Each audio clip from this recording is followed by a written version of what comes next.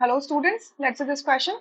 The question says a 20-liter container, okay, underline a 20-liter container at 400 Kelvin contains carbon dioxide as at the pressure of 0.4 atm and an excess of SrO2, sorry, not SrO2, SrO, strontium oxide.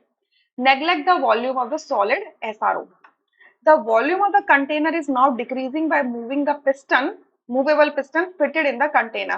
तो आपका ये जो container है, इस container का जो initial volume है that is V1, कितना है 20 लीटर्स है। अब इसके पिस्टन को क्या कर रहे हैं, मूव कर रहे हैं, तो इसका जो वॉल्यूम आ गया है वो कितना आ गया है V2। ठीक है, इसकी वैल्यू हमें पता नहीं है, let's say it is X। ठीक है, अच्छा। The maximum volume of the container when the pressure of the CO2 attains its maximum value will be, मतलब ये जो कंटेनर का ये जो मैक्सिमम वॉल्यूम ये हो सकता है, मतलब यहाँ पर जब मूव पिस्टन को आपने मूव किया, मूव करने के बाद में जो ये maximum value in not terms of the numbers, मतलब आप कितना इसको डिक्रीज करके ला सकते हो, उसके बाद वॉल्यूम डिक्रीज नहीं होगा, राइट। आपको वो पता लगाना है जब आपका मैक्सिमम प्रेशर आपका CO2 अटेन करेगा। ठीक है, अगर CO2 एक मैक्सिमम प्रेशर अटेन करेगा तो एक मैक्सिमम वॉल्यूम जाएगा, उसके बाद वॉल्यूम क्या हो सकता है, चेंज नहीं हो सकता। ठीक है, अच्छा, तो यहाँ पर आपका एक रिएक्शन दिया है that SrCO3 strontium carbonate solid decompose to give you strontium oxide solid plus carbon dioxide gas, और Kp दिया है इसके लिए इतना। ठीक है, Kp का मतलब है equilibrium constant in terms of partial pressure. तो अगर मैं इसके लिए, इस रिएक्शन के लिए जो हमें रिएक्शन दी है, इसके लिए अगर मैं Kp लिखूं तो क्या लिख सकती हूँ, Kp is equals to partial pressure of SrO multiply partial pressure of CO2 divided by partial pressure of SrCO3।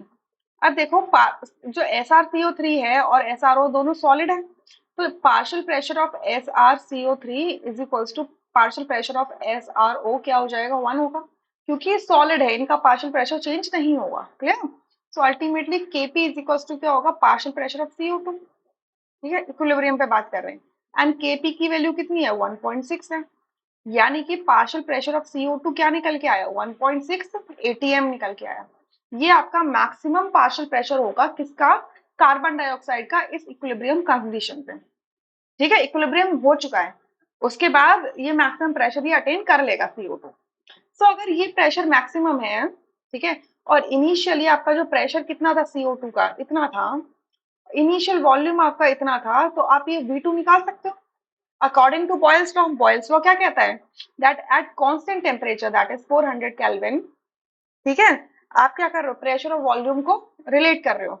So what we know that P1 V1 is equals to P2 V2 होगा। सो V2 क्या हो जाएगा, P1 V1 upon P2। P1 यहाँ पे देख लो क्या है, इसका जो इनिशियल प्रेशर है वो कितना है, 0.4 atm। ठीक है, एंड ये क्या है आपका P2 है, it is equals to P2। So P1 कितना है 0.4, V1 कितना है 20 लीटर्स, और P2 कितना है आपका 1.6। तो डेसिमल से डेसिमल कैंसिल, 4 4 16 एंड 4 5 20। तो V2 कितना आता है हमारा 5 लीटर्स, यानी कि आपका फर्स्ट ऑप्शन करेक्ट है, rest options would be incorrect. यानी कि जब आप इस वेसल के अंदर, वेसल का जो वॉल्यूम था 20 लीटर था, जिसके अंदर कार्बन डाइऑक्साइड प्रेजेंट थी 0.4 एटमॉस्फेरिक प्रेशर पर, तो आपने जब पिस्टन को नीचे की तरफ धकेला तो वॉल्यूम कम हो जाएगा।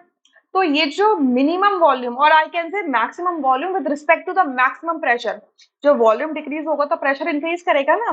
तो 0.4 से जब प्रेशर इंक्रीज करके 1.6 एटीएम गया है, तो इसका प्रेशर इंक्रीज किया है, तो जो इसका मैक्सिमम प्रेशर के रिस्पेक्ट में जो इसका मैक्सिमम वॉल्यूम कंटेनर का हो सकता है, उसके अलावा और वॉल्यूम कम नहीं हो सकता। ठीक है, मतलब आप चाहो कि वॉल्यूम यहाँ पहुंच जाए, तो ये वॉल्यूम इस वाली लाइन में नहीं पहुंचेगा। ठीक है, इस वाली लाइन में वॉल्यूम नहीं पहुंचेगा। क्लियर, और इससे कम वॉल्यूम नहीं हो सकता, यानी कि this is the maximum pressure, maximum volume which can be attained at this maximum pressure. ठीक है, so that is 5 liter. I hope you understood this question really very well. Thank you.